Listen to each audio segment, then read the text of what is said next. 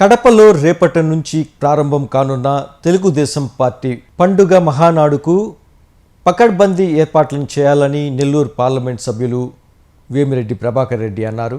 కడపలో మహానాడు నిర్వహణకు చేస్తున్న ఏర్పాట్లను సోమవారం ఆయన ప్రత్యేకంగా పరిశీలించారు. సభా ప్రాంగణంలో రాష్ట్ర నీటిపారుదల శాఖ మంత్రి రామానాయుడుతో ఏర్పాట్లపై చర్చించారు. ప్రధాన వేదిక వద్ద చేపట్టిన పనులను పరిశీలించి పలు సూచనలు చేశారు.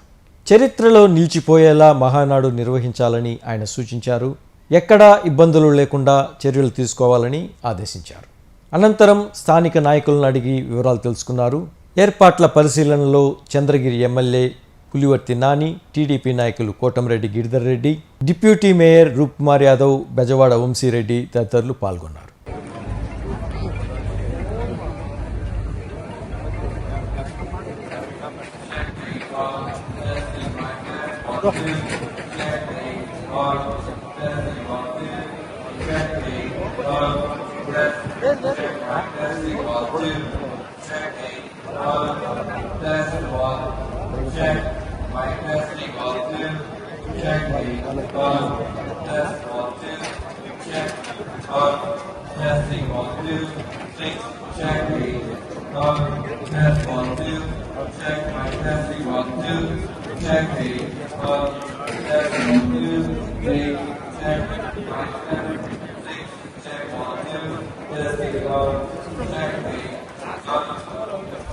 Check